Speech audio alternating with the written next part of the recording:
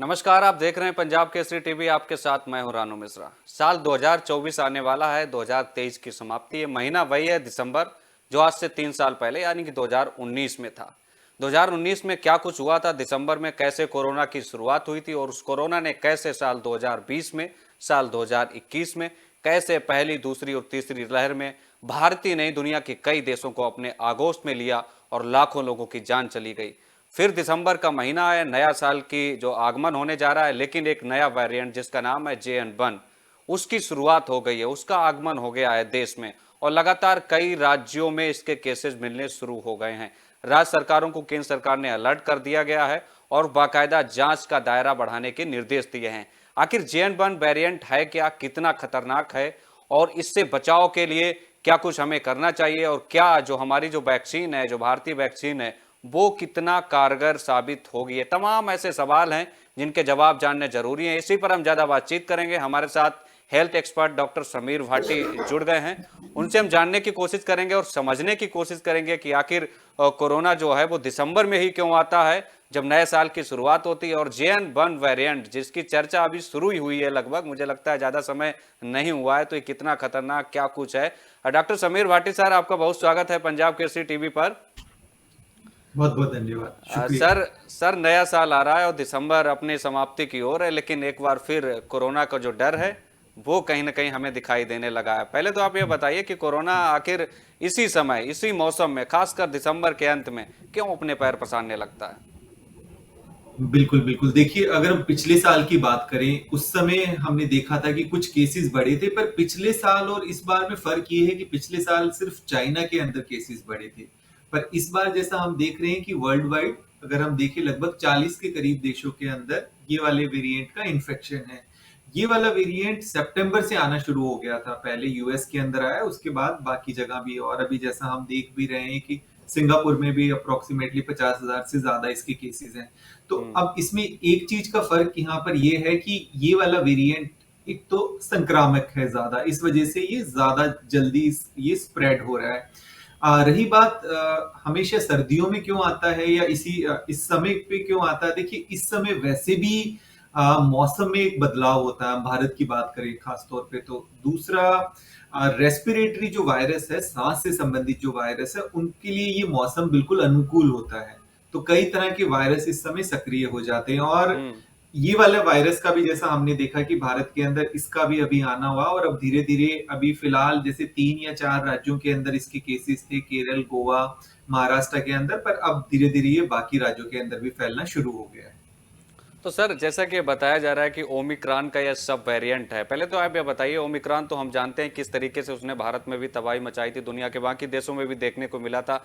ये JN1 इसका नाम क्यों दिया गया है और आखिर ये कितना खतरनाक होगा, इसकी खासियत क्या है और कैसे ये लोगों को अपने आगोश में लेगा या उनको इफेक्ट करेगा। बिल्कुल, देखिए ओमिक्रॉन का जैसा हमने देखा था कि भारत में वो थर्ड वेव का कारण बना था, और थर्ड वेव भारत के अंदर ज्यादातर माइल्ड रही थी, बहुत ज्यादा गंभीर नहीं रही थी। लगभग 2 साल हो गए अगर हम ओमिक्रॉन की बात करें भारत के अंदर आए हुए, तो 2 साल से ही अब जितने भी ये जो लीनिएजेस आ रहे हैं या जो सब वेरिएंट आ रहे हैं, ये ओमिक्रॉन के ही, आप ये मान के चलिए कि ये उसी की वंशावली है। तो यही ओमिक्रॉन के जो वेरिएंट है, ये कई बार कॉज करते हैं, थोड़ा सा केसेस बढ़ेंगे फिर कम होंगे, फिर बढ़ेंगे फिर कम होंगे, ऐसा देख रहे हैं। पर पिछले 7 महीनों से जैसा हमने देखा, भारत के अंदर हमने कोविड के केसेस ना के बराबर ही देखे थे, पर अभी पिछले कुछ महीनों से फिर से एक बार कोविड जैसे चर्चा के अंदर आया। तो जो अभी हम JN.1 की बात कर रहे हैं, इससे पहले एक वेरिएंट था पिरोला कर, तो हम्म। पिरोला भी ओमिक्रॉन की एक सीरीज में था, बट उसको WHO ने वेरिएंट ऑफ इंटरेस्ट घोषित किया था कि वो वेरिएंट में उसका जो स्पाइक प्रोटीन था, उसके अंदर काफी म्यूटेशन हुए थे। मतलब स्पाइक प्रोटीन अगर हम आम भाषा में बोले तो ये वो वायरस की चाबी है जिसके जरिए वो किसी भी ह्यूमन के अंदर एंटर करता है। तो उस स्पाइक प्रोटीन में कई तरह के बदलाव आए थे। हम्म। सेम अब उसके अंदर फिर से थोड़ा बदलाव आया है, तो वो JN.1 वेरिएंट बन गया है, एक नया उसको नाम दिया है। तो इसके बारे में भी अभी फिलहाल जितना भी इंटरनेशनल डेटा हमारे पास आया है, उससे ये पता लगा है कि ये हमारा इम्यून एस्केप कर सकता है। मतलब हमारी जो इम्यूनिटी है पहले से, मतलब आपको या तो पहले से संक्रमण हो चुका तो भी दोबारा संक्रमण हो सकता है, हाँ। आपको अगर वैक्सीन लगी है, चाहे बूस्टर भी ना क्यों ना लगा हो, या विदेशों में तो देखें 3 या 4 वैक्सीन भी लगी है, तो भी फिर से ये इन्फेक्शन कर सकता है। तो मतलब ये इम्यूनिटी को आपको कर सकता है और आपको इन्फेक्ट कर सकता है, इम्यूनिटी को ये इवेज कर सकता है। जी। डॉक्टर साहब, इसके मोटे तौर पर लक्षण क्या हैं? वैसे तो लक्षण आम ही लक्षण होते हैं, चाहे वो सर्दी जुकाम बुखार हो। इसके क्या लक्षण अलग हैं, खासकर जो अभी सब वेरिएंट आया है जिसे हम JN.1 कह रहे हैं? हाँ, देखिए यहाँ पे 2 चीजें हैं। एक तो अगर हम देखें तो इसके लक्षणों के अंदर, कोविड के लक्षणों में ऐसे कोई बदलाव देखने को अभी तक फिलहाल नहीं मिले हैं। वही लक्षण जैसे कि कफ होना, बुखार का होना, गले का खराब होना, हेडेक का होना, बॉडी एक होना, शरीर में दर्द होना, और इसके साथ-साथ कुछ सिम्पटम्स इसमें देखे जा रहे हैं पेट से संबंधित, गैस्ट्रोइंटेस्टाइनल प्रॉब्लम्स भी कुछ इसके अंदर देखी जा रही है। पर यहाँ पर एक्चुअली चैलेंज ये आ जाता है कि क्योंकि इस समय और भी दूसरे रेस्पिरेटरी वायरस सक्रिय हो जाते हैं, जैसा हम आरएसवी की बात करें या इन्फ्लुएंजा की बात करें, फ्लू की बात करें, ये सब भी बढ़ जाते हैं और सभी के लक्षण कॉमन होते हैं। तो कई बार लक्षणों के जरिए हम डिफरेंशिएट या फर्क नहीं कर पाते कि ये अभी कोविड के नए वेरिएंट से किसी को संक्रमण हुआ है या जो नॉर्मल आपका फ्लू है ये वो है। बिल्कुल। अच्छा, एक चीज़ और हम देख रहे हैं डॉक्टर साहब इसमें कि जो WHO है उसने बाकायदा इसको वेरिएंट ऑफ इंटरेस्ट कैटेगरी में रखा है। तो ये कौन सी कैटेगरी है जिसको WHO हर बार किसी ना किसी वेरिएंट को किसी एक कैटेगरी में रखता है? तो जो वेरिएंट ऑफ इंटरेस्ट कैटेगरी, ये क्या कैटेगरी है, उसको क्यों रखने की जरूरत पड़ी, खासकर इस JN.1 को? जी, जी। देखिए, कई बार जब वायरस के अंदर कुछ अलग सा बदलाव दिखाई देता है, तो उसको वेरिएंट ऑफ इंटरेस्ट में, ताकि उसके ऊपर और फर्दर रिसर्च की जा सके, और डेटा उसके ऊपर कैप्चर किया जा सके। जैसे कि इस वेरिएंट के बारे में देखा भी गया है कि इसकी जो स्पाइक प्रोटीन है, उनके अंदर काफी ज्यादा म्यूटेशंस हुए हैं, तो इस वजह से उसमें रखा गया और जैसे फर्दर और डेटा आता रहेगा।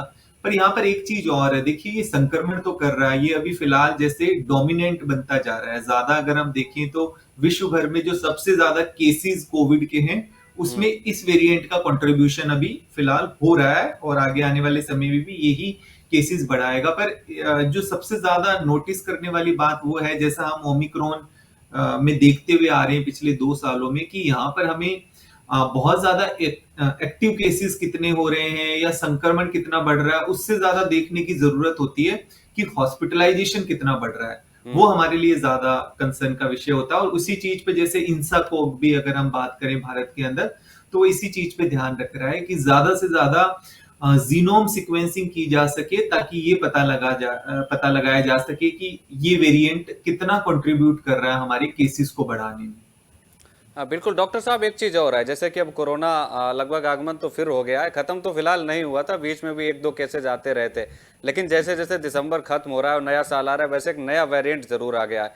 तो इसके जो केसेज अभी मिले हैं, चाहे केरल हो, महाराष्ट्र हो या फिर कर्नाटक हो, खासकर साउथ इंडिया में, तो क्या लगता है आपको, उत्तर भारत में भी इसका व्यापक तौर पर असर दिखाई देगा? हालांकि सरकार तो अलर्ट है, केंद्र ने इसको लेकर मीटिंग भी की है, स्वास्थ्य मंत्री ने निर्देश भी दिए हैं सभी राज्यों की सरकारों को और कहा है कि आप जो टेस्टिंग की संख्या है उसमें इजाफा करिए। तो क्या लग रहा है, जो टेस्टिंग की संख्या है उसमें बढ़ोतरी है, उसकी वजह से भी कैसे जा रहे हैं, और इसका उत्तर भारत के राज्यों में कितना असर दिखाई देगा? बिल्कुल, बिल्कुल। देखो, जैसा हम पहले भी देख रहे हैं, पिछले कुछ साल से, पिछले 2-3 साल से ये जो ट्रेंड देख रहे हैं कि पहले उन राज्यों में आना शुरू होता है जहाँ पे ट्रैवल ज़्यादा होती है।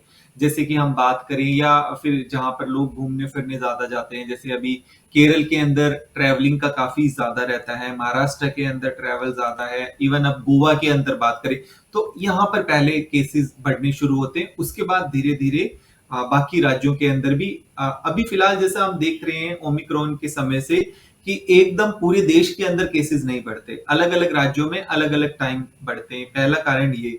दूसरा एक कारण, जैसा आपने बताया, कि टेस्टिंग का भी एक कारण रह सकता है, कि अभी फिलहाल जो हम लोगों को नंबर्स पता है कि इतने केसेस उससे ज्यादा हो सकते हैं, क्योंकि जितना हम टेस्टिंग करेंगे, सर्वेलेंस बढ़ाएंगे, उतने हमारे पास टेस्टिंग ज्यादा मिल सकते हैं। पर यहाँ पर ज्यादा जरूरी उन लोगों को टेस्ट कराना हो जाता है जिनको पहले से कोई गंभीर बीमारियां हैं, क्योंकि उनके लिए किसी भी तरह का वायरस, चाहे वो वायरस माइल्ड हो, उनको थोड़ा वो ज्यादा प्रॉब्लम कर सकता है। और दूसरा इसलिए भी जरूरी है क्योंकि जितना ज्यादा संक्रमण बढ़ता है, तो उनमें से कुछ एक कैटेगरी तो ऐसे होती है जिनको हॉस्पिटलाइज होने की भी जरूरत पड़ सकती है। तो इस वजह से हम जो स्क्रीनिंग की बात करते हैं, टेस्टिंग की बात करते हैं, ताकि हम उसको, वायरस को जितना हो सके कंटेन कर सके, उसके संक्रमण को मिनिमाइज कर सके और रोक सके। बिल्कुल। डॉक्टर साहब, 3 कैटेगरी हमारी बॉडी में होती हैं, युवा हों, चाहे वो बच्चे हों या फिर वृद्ध हों। तो ये कैसे प्रभावित करेगा खासकर उन बच्चों को कैसे इससे बचाया जाए और कैसे उनको सुरक्षित रखा जा सके? युवाओं पर क्या कुछ असर होगा? जो हमारे बूढ़े हैं, जो वृद्ध हैं, 60 साल से ऊपर जिनकी उम्र हो चुकी है, उनको इस वायरस से कैसे बचना चाहिए खासकर? बिल्कुल, बिल्कुल। देखिए इसमें सबसे पहले तो अच्छी बात ये है कि बच्चों को जैसे कोविड ने अगर हम शुरुआती दिनों से भी देखें, तो बच्चों को कोविड ने बहुत ज़्यादा ऐसा अफ़ेक्ट नहीं किया था। हाँ, बच्चे कई बार कैरियर बन जाते हैं कि उनको संक्रमण हुआ और वो अपना संक्रमण किसी बुज़ुर्ग को या फिर जो ऑलरेडी जिनको पहले से कोई प्रॉब्लम है, उनको वो दे सकते हैं। तो इस वजह से ये भी हमें ध्यान रखना है कि अगर बच्चे को संक्रमण है, तो फिर वो पर्टिकुलरली कोई घर में एल्डरली कोई बुज़ुर्ग लोग हैं, जिस टाइम अगर बच्चे को कोई ऐसे सिम्टम है, अगर वो बच्चा उनके पास जाता है तो वो संक्रमण उनको हो सकता है। तो हुँ, ये हमें ध्यान रखना है पहली बात। पर बच्चों के लिए वैसे कोई इसको लेके बहुत ज्यादा प्रॉब्लम नहीं है। दूसरी बात, जैसे बुजुर्ग का आप बताया, तो हाँ, जो बुजुर्ग लोग हैं, क्योंकि उनकी इम्यूनिटी थोड़ी डाउन होती है, तो उनको ये जो संक्रमण है जल्दी कैच हो जाता है। तो इसलिए बुजुर्ग के साथ साथ एक कैटेगरी और है, मतलब जिनको पहले से कोई गंभीर बीमारी है, जैसे कि हुँ, लिवर या किडनी से संबंधित कोई बीमारी है, या उनको लंग्स से संबंधित, फेफड़ों से संबंधित कोई प्रॉब्लम है, या इसके अलावा हार्ट से संबंधित कोई प्रॉब्लम है, तो उनको विशेष तौर पे ध्यान रखने की जरूरत है कि अगर उनको कोई भी लक्षण आते हैं तो एक बार वो डॉक्टर से तुरंत बात करें, अपने लक्षणों को इग्नोर ना करें, क्योंकि उनके अंदर ये प्रॉब्लम थोड़ी ज्यादा बढ़ने की संभावनाएं बनी रहती है। हुँ, दूसरा, एक हम जैसे यूथ की बात कर रहे हैं, यंगस्टर्स की, यंगस्टर्स का भी अगर हम देखें तो वो इसको स्प्रेड कर सकते हैं एक पर्सन से दूसरे पर्सन। तो यूथ जैसे बाहर जाते हैं, तो हुँ। अगर उनको कोई लक्षण है, वो घर में आते हैं और जब भी मिलते हैं बुजुर्गों से, तो वो फिर मास्क का इस्तेमाल जरूर करें।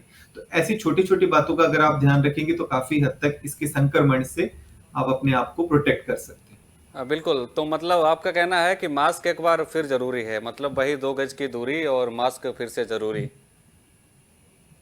मास्क के साथ साथ देखिए कुछ चीजों का आपको जरूर ध्यान रखना है, क्योंकि एक जैसा अभी क्रिसमस आ रहा है, आपका न्यू हुँ, ईयर आ रहा है, और उस जैसा हमने बात की कि इस समय और भी कई तरह के वायरस सर्कुलेट हुए हैं, तो इस वजह से आपको जरूरी है ध्यान रखना। और दूसरा एक चीज और भी है कि देखिए हम कई बार बात तो करते हैं कि ये माइल्ड वेरिएंट है, बहुत ज्यादा आपको अफेक्ट नहीं करेगा, पर फिर भी कुछ लोगों को तो ये अफेक्ट करता ही है। जैसे कि पोस्ट कोविड अभी भी देखें हम कई लोगों को, तो उनको इससे प्रॉब्लम चल रही है। तो ऐसा हमें अपने आप को एक्सपोज नहीं करना है किसी भी तरह के वायरस से, जितना हो सके अपने आप को प्रोटेक्ट करके रखना। और इसमें सबसे जरूरी है कि जब भी आपको छोटे कोई भी लक्षण दिख रहे हैं, माइल्ड से भी हल्का, कि आपको लग रहा है आपका गला खराब है, सर दर्द है, आपको बुखार जैसा लग रहा है, तो आप मास्क पहनना शुरू कर दें, क्योंकि आप नहीं तो वो संक्रमण और लोगों को फैला सकते हैं, पहली बात।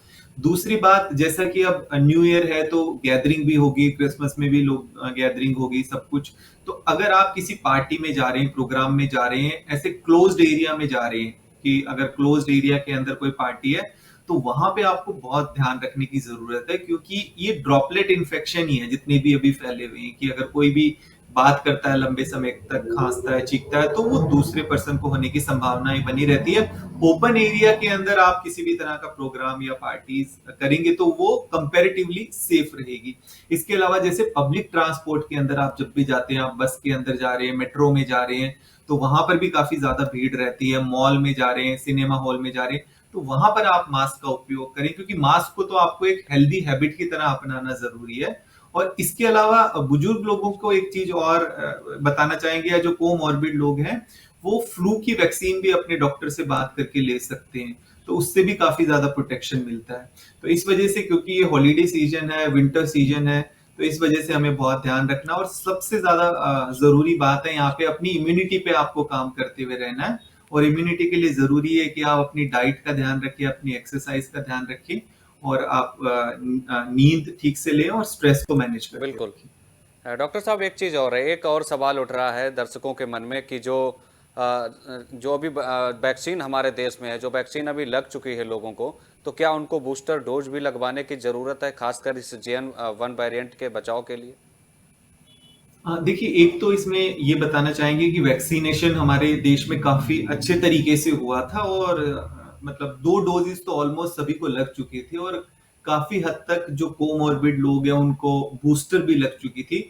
इसके अलावा नेचुरल इन्फेक्शन की भी बात करें, जो सीरो सर्वे की रिपोर्ट आई थी, तो मैक्सिमम भारतीयों को 90% से भी ज्यादा नेचुरल इन्फेक्शन भी हो चुका था।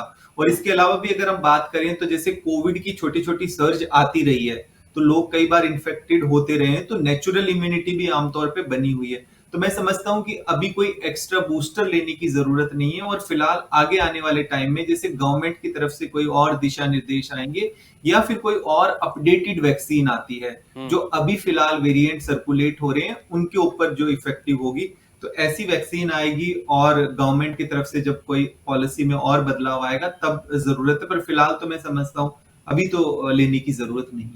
वैसे जो वैक्सीन अपने देश में जो बनी हुई है, जिन लोगों ने लगवा ली है वैक्सीन, ज़्यादातर लोगों ने लगवा ही ली है, तो ये वैक्सीन वाकई में असरदायक होगी इस पर? खासकर हमने जितने भी अभी तक वेरिएंट आए सब वेरिएंट को हमने मात दी, हमने दूसरे देशों को भी वैक्सीन सप्लाई की है और काफ़ी कारगर हिंदुस्तान की वैक्सीन साबित हुई है। तो इस JN1 वेरिएंट पर भी इसका असर दिखाई देगा? हाँ, क्योंकि देखिए जैसा हमने देखा था कि जब हमारी वैक्सीन आई थी उस समय उसके बाद ओमिक्रॉन वेरिएंट आया था, और ओमिक्रॉन वेरिएंट जैसा अभी पिछले 2 सालों से चल रहा है, और इसके कई बार बीच में छोटी छोटी स्पाइक आई है, सर्ज आई है, और थर्ड वेव भी आपने देखा होगा कि भारत के अंदर उतना ज्यादा भारत में प्रॉब्लम नहीं रही ओमिक्रॉन के आने से। तो इस वजह से वैक्सीन की एफिकेसी रही है, इफेक्टिव रहा है। इससे क्या होता है कि आपका हॉस्पिटलाइजेशन या बीमारी की गंभीरता कम हो जाती है, और जो कि हमने देखा भी ओमिक्रॉन में देखा, और ओमिक्रॉन के जितने भी और सब लीनिएजेस आ रहे हैं उनके बाद भी देखा, तो काफी हद तक इस वेरिएंट से भी फिलहाल हम देख रहे हैं हमारी जो एग्जिस्टिंग वैक्सीन थी या जो हमारी नेचुरल इम्यूनिटी बनी हुई है उससे प्रोटेक्शन मिलेगा। बिल्कुल। डॉक्टर साहब, एक सवाल और है, जैसे जो लोग अभी बीमार हैं, जिनको आम बुखार आया हुआ है यार, खांसी जुकाम, सर्दियों के मौसम आम चीज़ें हो ही जाती हैं, तो क्या उनको भी टेस्टिंग कराने की ज़रूरत है? क्योंकि वो लोग बड़ा चिंतित हैं जब से JN वेरिएंट का नाम उन्होंने सुना है।